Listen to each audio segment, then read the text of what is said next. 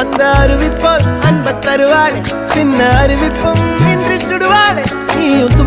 தும்மிடி ஆயுசு நூறாக என் உயிர் உன்னோட பத்திர சொத்தாக என் பார்வை உன்னோடு